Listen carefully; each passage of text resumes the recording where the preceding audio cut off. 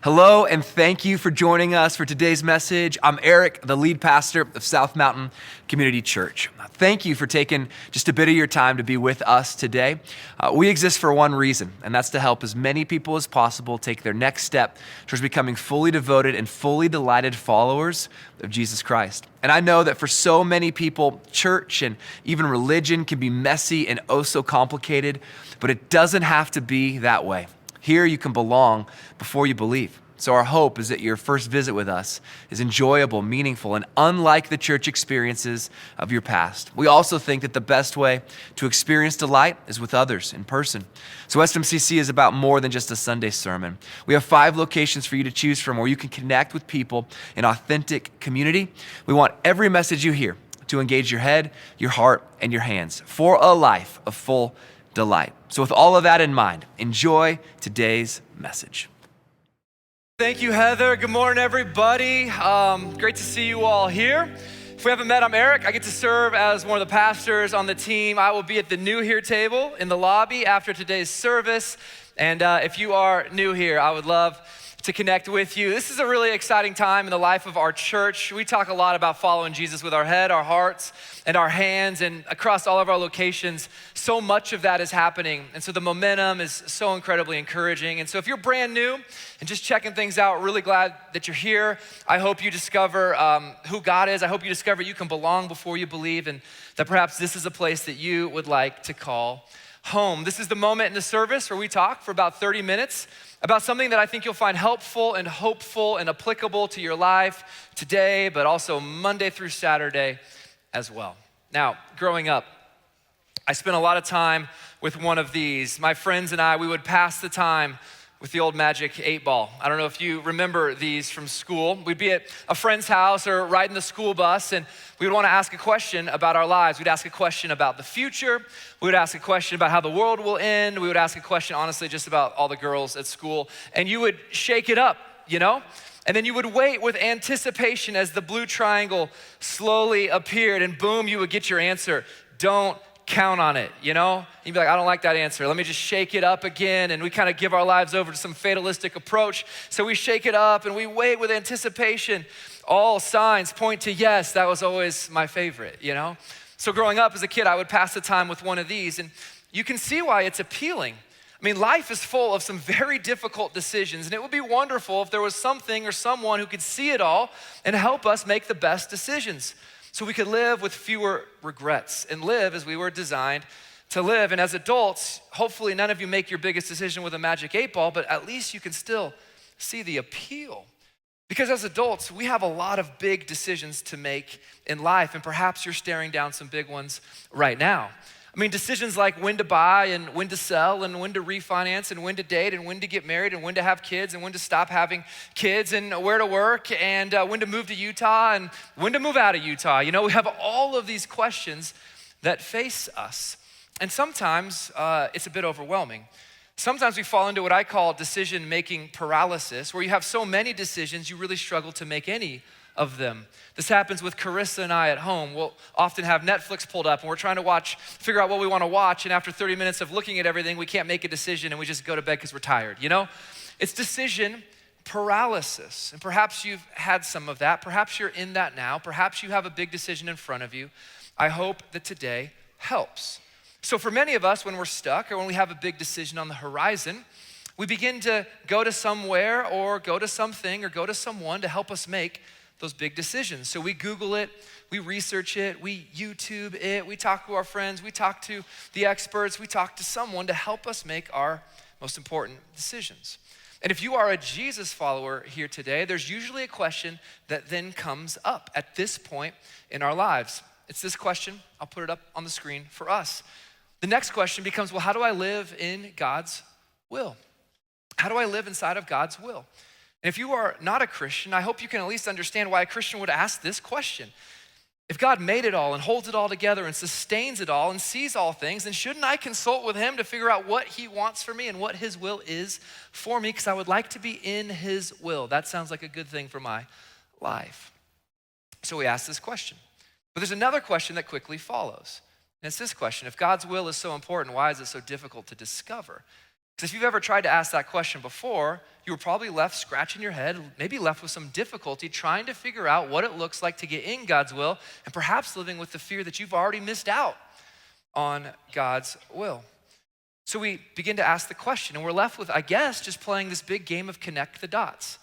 Trying to figure out God's will for me has felt a whole lot like playing an impossible game of connect the dots with the highest stakes imaginable, my life. And so we start to try to read our feelings, a burning in the gut, we try to pay attention to the coincidences, the open doors, the closed windows, all the circumstances, the way the clouds are shaped, the way the Cheerios spell out in the cereal, and you're trying to figure out what is God's will for my life. It's all very, very challenging.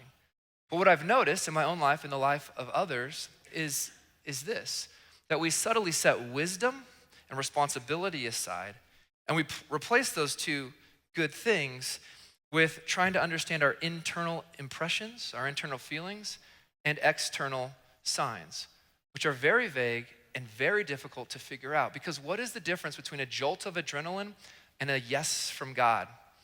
Because perhaps they feel the same. I was shopping for a new car over the weekend. I got in it, and I went, I think this is God's will for me to have this.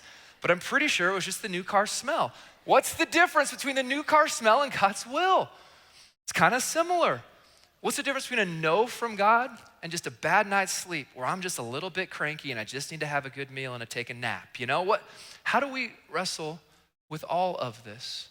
So here's what happens, and this is really sad and very serious. There are a lot of people who live with a deep fear that they've already missed out on God's will. There are people who feel like God just caused everything through theistic determinism in their life. And so they're wrestling with bitterness because, God's will is this and he gave me this, so now I'm mad at him because of this. And there's some people that just have decision-making paralysis. They don't know what to do. And there's some people who just get so lost and confused in all of this. So I want to give you a statement that I think will really help us really begin to solve some of this for us, and then I'll spend the rest of our time together unpacking this and showing you this. God's will for your life is far more like a game plan than a blueprint. Much more like a game plan than a blueprint. And so for some of us, when we feel like we've missed the blueprint, when we face a rough patch, we just think to ourselves, well, I must be outside of God's will because this is so difficult. But it's not that way. A blueprint is everything specified and explained in great detail. Everything is detailed out. The instructions are so specific, it must be done this way. That is a blueprint mentality. But a game plan mentality is different. A game plan mentality is this. These are the boundaries. Here's how you play. Here's how you engage inside of all of this. And inside of all of this, there is room for your personality.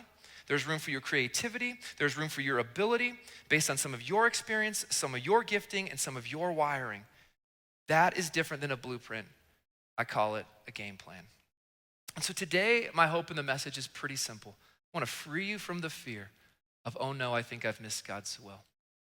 I want to inspire you to make a God-honoring decision with confidence right now. And I want to give you some assurance that you can take your next step to be in God's will today, right now, right here. That's where we're headed. And to do all of that, we are going to continue our study in the Old Testament book of Ruth. Last week, we started our study in Ruth. We started in chapter 1, Ruth chapter 1. And inside of this story, some of these themes of God's sovereignty and God's will and our responsibility and our obedience and our devotion, well, they are all at play in the book of Ruth. If you missed last week, I need to get you caught up to speed. There was an incredible famine in the land of Judah.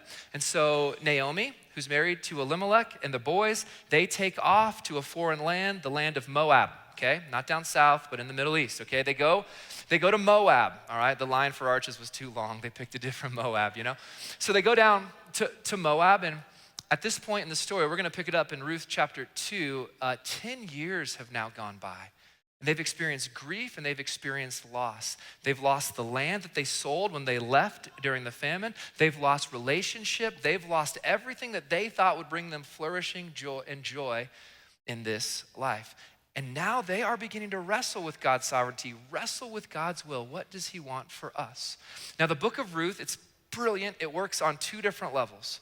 At 30,000 feet, the book of Ruth, and I'll explain this as we get to the end of today, is about the redemption of the whole world, what God is doing in the whole world to bring about salvation for the whole world.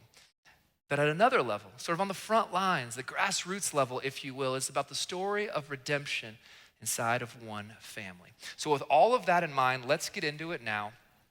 Ruth chapter 2. Now Naomi, a relative on her husband's side, had a relative on her husband's side, a man of standing from the clan of Elimelech, whose name was Boaz. And Ruth, the Moabite, said to Naomi, that's her mother-in-law, let me go to the fields and pick up the leftover grain, pick up the leftover grain behind anyone in whose eyes I find favor. Naomi said to her, go ahead, my daughter. So she went out, entered a field, and began to glean behind the harvesters. As it turned out, an interesting clue from the narrator of the story that something or someone is at work behind the scenes here. As it happened to be, well, as it turned out, she was working in a field belonging to Boaz, who was from the clan of Elimelech. Any reader in ancient culture, any reader now is beginning to pick up on some interesting clues at this point in the story. Just then Boaz arrived. It happened to be. It came about. Interestingly enough, just then Boaz arrived from Bethlehem and greeted the harvesters. The Lord be with you. The Lord bless you, they answered. The Lord bless you, they answered. So as we get into Ruth chapter 2, we are introduced to another one of the main characters in the story. His name is Boaz. And what we learn about Boaz is he's a distant relative of Naomi on her deceased husband's side. His name was Elimelech. So he's from the clan of Elimelech. Now we also are introduced to Boaz as a certain type of person. He's a man of character, a man of standing. He was respected, he was honorable, and he had the means to play a very specific role inside of this culture. That of a kinsman redeemer. And I will explain that a little bit more in just a moment. But what we see here through the text is that Boaz is able, he is capable, he is eligible, okay? If you've watched The Golden Bachelor, he's got roses to give, okay? At least I think that's how that works. Trevor told me to say that joke. I don't really watch that show. He has roses to give. Ruth knows none of this, though. This is interesting. What we still see here is that Naomi is probably still stuck in the pit, so to speak. As we just sang, she's in the fire. She's suffering. We saw in Ruth chapter 1, she was so bitter because through all of her suffering, she had this theistic, deterministic, fatalistic worldview that God had done this to her. And in that type of worldview, you get what you deserve, right?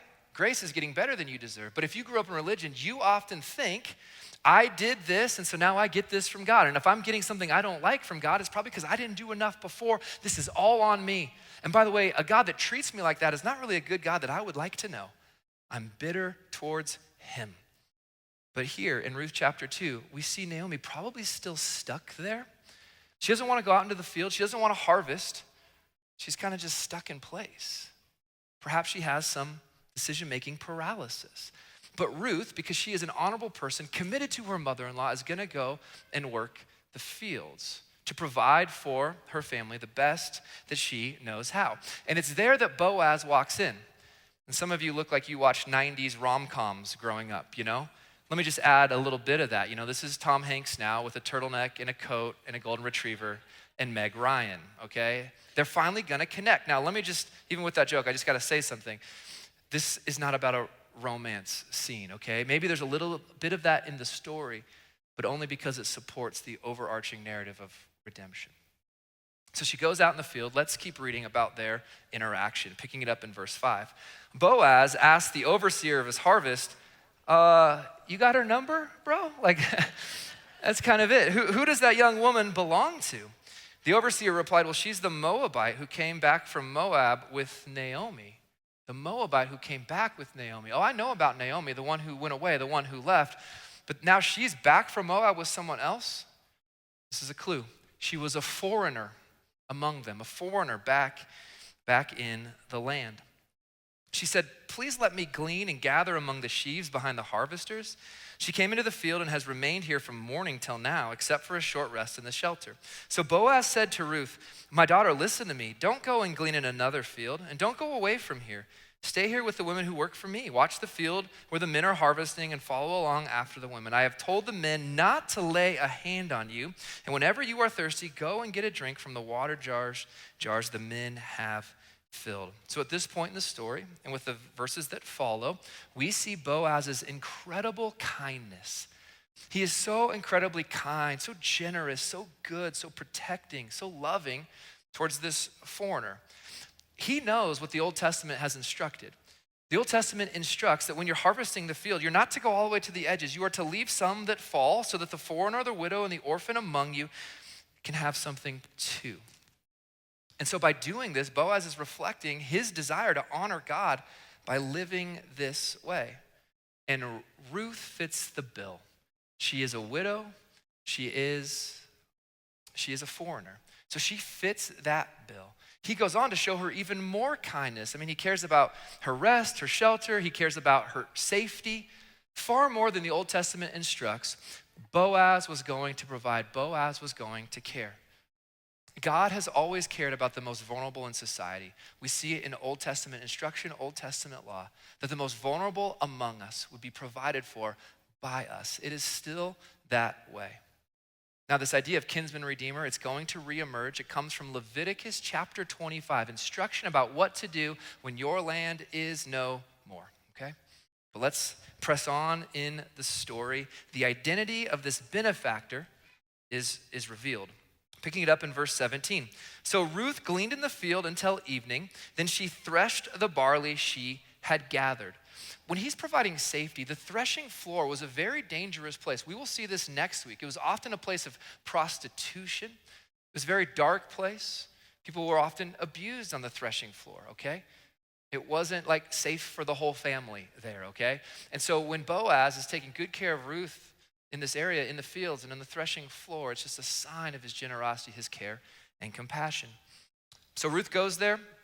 She harvests, she gets the barley. It amounted to about an ephah. She carried it back to town, and her mother-in-law saw how much she had gathered. Ruth also brought out and gave her what she had left over after she had eaten enough. Her mother-in-law asked her, where did you glean today? Like, where did you get all of this, you know? It's like when my kids come home from their friends' houses with all these new toys. I'm like, bro, where did you get this, you know? Pretty sure you need to return some of this, you know?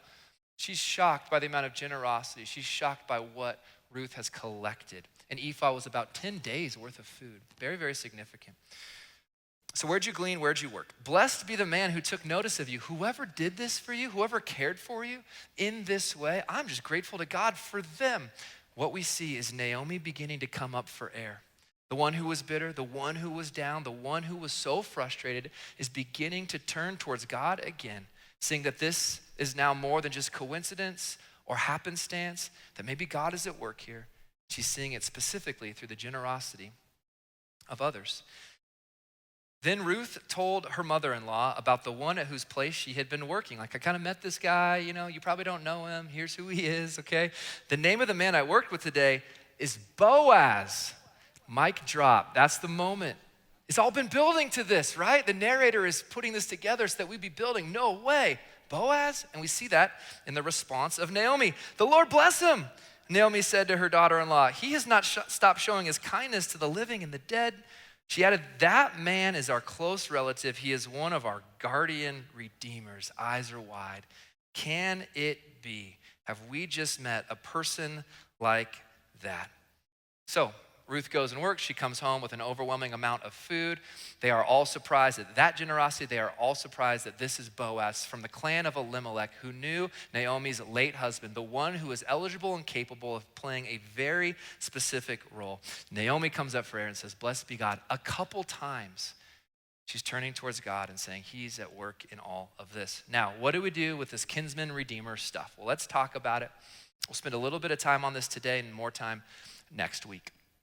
When the Israelites went into the promised land, there were 12 tribes, and the land was split up to those 12 tribes. But each of the 12 tribes were split up into specific clans, and those clans were given land as well. The clan of Elimelech we're introduced to here specifically in the book of Ruth. Well, when the famine hit, Elimelech and his peeps, they sold the land, okay? They sold off their land. I mean, it was a last-ditch effort to take what they had to Moab. So when Ruth and Naomi come back without their husbands anymore, who have now passed away, they are absolutely penniless. But God's provided a way to care for the most vulnerable in society through this idea of a levirate marriage or a kinsman redeemer. Some cultures today, it's still talked about, still practiced. And here's how this works. Someone from the clan, the husband's side, could marry the widow, and by marrying them, also provide the financial material necessary to buy back and redeem the land again. Now, here's what is so important to understand. The land was passed down through descendants, through the lineage. You can care for someone without having to marry them, okay? That's possible. That happens all the time. But what needed to happen was a descendant, because the land travels with the offspring. And so Boaz, by marrying Ruth, could have a child that would inherit, whose inheritance of the land would not be connected to Boaz, it would be back connected to Elimelech, because he played the role of the kinsman redeemer. And now, because they have land again, identity and wholeness can be theirs. Elimelech is honored, and all those in his clan can continue to flourish because they have land again. I want to say it one more time. It's not like, hey, you're without a husband, why don't you be my wife, and I'll kind of take care of you. It wasn't about that. You can take care of a widow without having to marry them. Why did they have to marry them? Because it was connected to the child. It was that important. And when we begin to understand how ancient Israel worked, we begin to see the connection to the land. Here's the connection. In ancient culture, ancient Jewish culture, a family's identity was tied to its land. The land was a gift from God in the first place, which was connected to their identity from God as well. And for a Jesus follower today, our identity, you heard it in the baptism video, I love that. Our identity is not something we earn. It's not something we achieve. It's not something we work or perform for. It is received as a gift that we welcome in. We are given a name. And in much the same way, they were given the land, and their identity was connected to something gifted to them. And when Boaz is going to play the role of redeemer, he is saying, your identity is intact. Not only does this remind you of who you are, it reminds you of whose you are, and now you also have property with which your clan can flourish all over again. It was the idea of a kinsman from the clan. Elimelech was from his clan. Boaz fits that, and he was a redeemer. He was the one who could pay for what they could never pay for. And so redemption was possible. But we aren't really there yet in Ruth chapter 2. I mean, the scene is set. The drama is building. But let's look at what happens next. This is how the chapter ends. The narrator wants us to know that the possibility is there, even though it hasn't happened just yet. Then Ruth the Moabite said, he even said to me, stay with my workers until they finish harvesting all my grain. Naomi said to Ruth, her daughter-in-law, it will be good for you, my daughter, to go with the women who work for him, because in someone else's field you might be harmed. So Ruth stayed close to the women of Boaz to glean until the barley and wheat harvest were finished, 2 cycles, about 2 months worth of time. And she lived with her mother-in-law. So this chapter ends on a bit of a sour note, because as all the possibility is there for redemption, for the kinsman redeemer to play his role, 2 months have now passed and nothing has happened. And so Naomi decides to play matchmaker, okay? I don't know if Boaz just couldn't read the signs, if he's a little slow, maybe he's a little nervous, got a little bit wet feet, he had to be encouraged, okay? So Naomi is gonna try and figure out how to get involved in all of this, to try and speed it all up, the age-old profession of matchmaker. And that is where chapter 2 leaves off. Come back next week. We will pick it up in chapter 3 and watch all of this unfold, although I'm about to give you a big spoiler here towards the end. So back to our question, how do I navigate God's will? How do I live in light of God's will? And what does Ruth chapter 2 show us about these themes that we see here in the book of Ruth? Well, to answer that, I want to share with you 2 big concepts that will help us understand all of this. The first big concept is God's sovereign will. And God's sovereign will is this. It's what God is going to do no matter what you or I or anyone else does. It's what God is going to do. And we see this in Ruth chapter 2. We see this in the story. Just then, about that time, it so happened. You get the sense that the narrator is communicating to us in a way where we see God orchestrating all of this. God is just going to do it. Let me explain this. The book of Ruth comes right after the book of Judges, a peculiar place for a book that's misinterpreted as a book of romance. The book of Judges is this dark, evil, certainly rated R book in the Bible. I mean, read it, the details, it's graphic, it's violent. And it leaves off with this: the people had no king. The people had no king, okay? They did what they saw fit in their own eyes. And it kind of leaves us with a cliffhanger. And then comes the book of Ruth. What does Ruth and this story of famine and suffering and loss have to do with the king? Well, this is how, through Ruth and her people, God is going to deliver a king. And at the end of Ruth, we see a genealogy. Boaz and Ruth give birth to Obed, who is the father of Jesse, who is the father, none other than King David. Okay, the book of Ruth is the bridge between the time of the Judges to how God would continue doing what he was always going to do here, provide for Israel in a specific way now with a king. And in the genealogy of Matthew, we see these names from the book of Ruth named in the New Testament right away in the book of Matthew. God is just going to do what God is going to do. We call that his sovereign will. Sovereign doesn't mean controlling everyone or controlling everything. It means the ability to rule as one pleases. And God chose Israel, and throughout the Old Testament, chose people to be a gift to all, not at the neglect of others, because he is just going to do what he is going to do, and he's going to redeem the world through one who would come, this very specific lineage. That's God's sovereign will. There's something else you need to know. It's God's moral will. And God's moral will is this: it's all the commands of God that flow from the character of God. All the commands of God that flow from the character of God.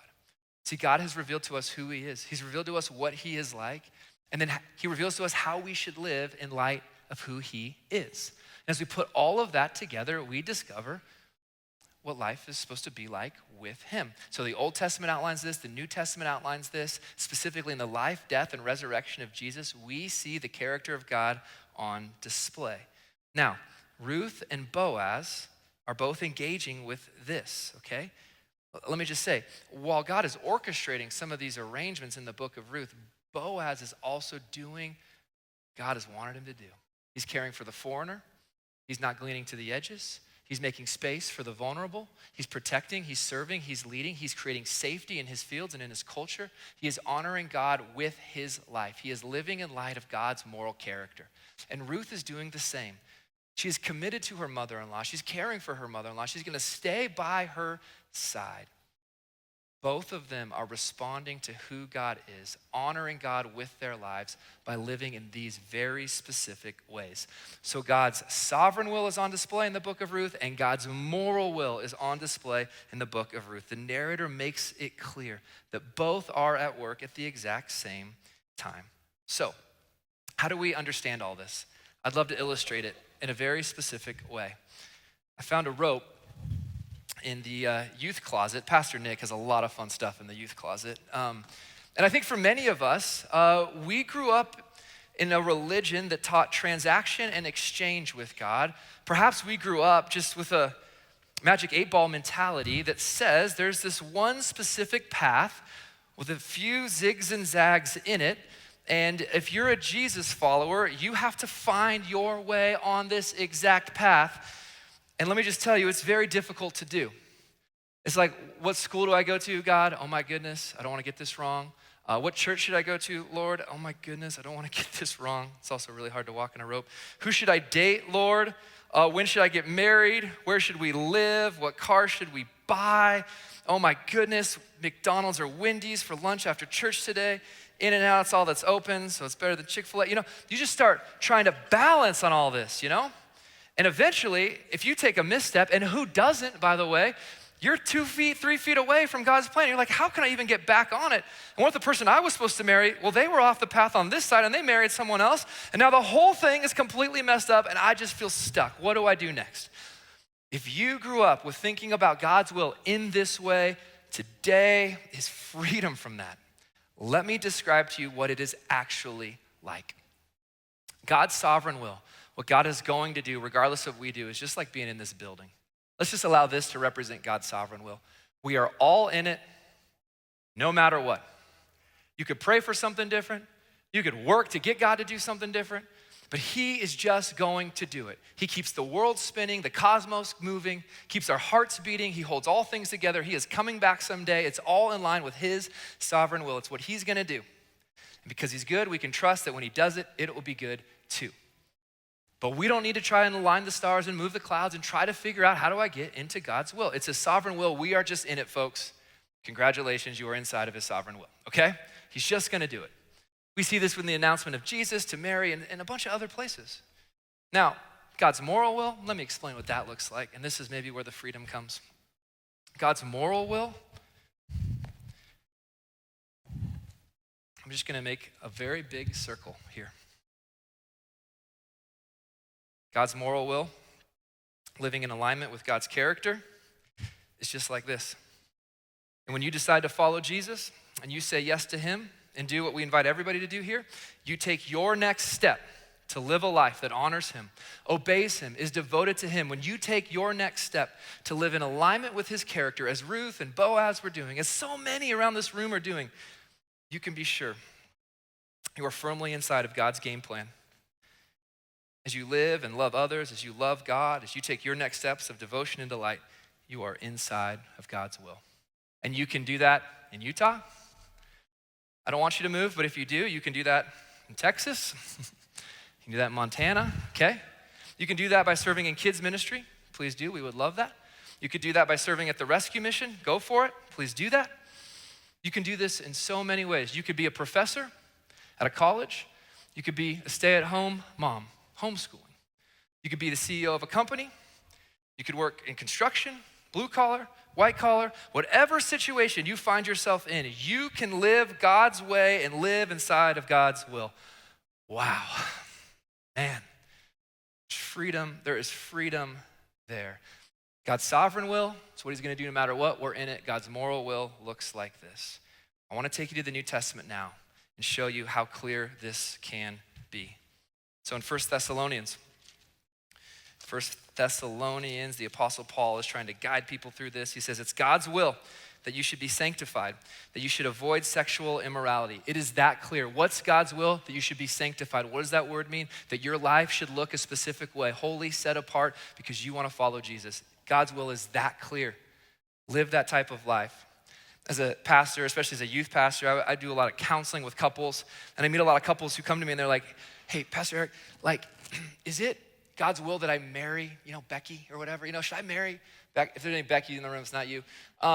Is it God's will that I should marry her? I just don't know. I'm trying to navigate the tightrope about, is this God's will or not? And in my head, I'm like, can I just go with truth for a second? I'll give grace later, but just grace and truth. But here's some truth. You guys are living together and you're sleeping together. You have already taken one big step outside of God's will. Don't be asking the question of, is this the one for me? Would you just take a step into God's will and live a sanctified life? And that's it. The New Testament is far more clear about stuff like that, okay? Here's another one. 1 Peter chapter 2, it's God's will that by doing good, you should silence the ignorant talk of foolish people. What's God's will? You should live such a good life that it is good news to people around you, and people who disagree with you trust you because you are a good person in their life. That is God's will. And as we put it all together, Romans chapter 8, for those God foreknew, he also predestined to be conformed to the image of his son. If you say yes to Jesus, you get on that plane. It is taking you to a specific destination that you would reflect and mirror and image Jesus. God's will is that your life looks like his son and how you live and how you love. It is taking a step inside of God's moral will, living in light of his good character, looking like Jesus. So Larry Osborne's a pastor. He says it like this: the fact is, we have much greater freedom than any blueprint would allow. That's the main reason the details of God's will sometimes seem hard to find. Look at this. They often aren't there. Why don't we spend time taking our next steps of obedience and devotion versus trying to connect the dots that aren't even there? He says this, we're asking God, which one? He says, I don't care, it's up to you. I don't care, it's up to you. If that seems a little too casual, look how Augustine said it. Love God and do what you please. Get inside of his moral will because you love him, and then do what you please. So 3 things I want you to know as we wrap up. Because God's will is about living God's way. God's will is living God's way. We can be sure of God's will. We don't have to hide from what's clear by disguising our confusion and all the vagueness of a situation. We can be sure of God's will and stop trying to connect the dots or treat God like an 8-ball. We can just be sure he wants us to live like Jesus. The second thing is this: we can be free in God's will. When faced with a tough decision inside of God's will that's morally neutral, would you just go ahead and pick one and get on with loving God with what you've picked? Now, hey, feel free to pray about it, but don't pray to wait for an answer. Just tell God what you're wrestling with. Feel free to talk to wise people about it. Get some wisdom. They might know your life and see things in your life that you maybe can't see.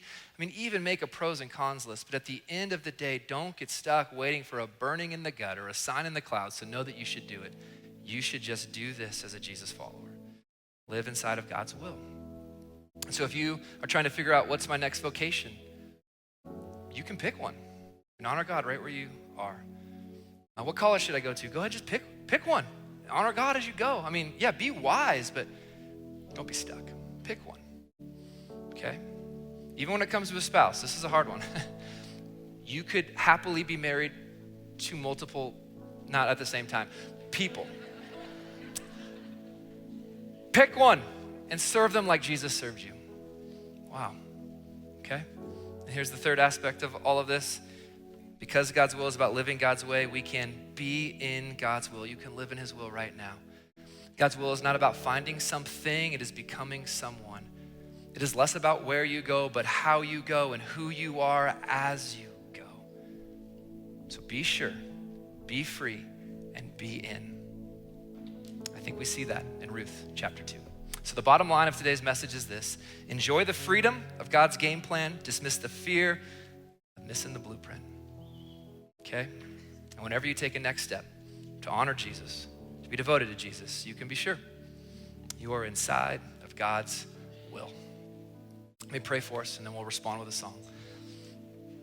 Jesus, I'm so grateful that you give us this type of clarity in your word. For those of us who have been stuck in fatalistic worldviews, confused on whether you gave us something or you sent us something, and if it was a test to prove you, it can just be so messy.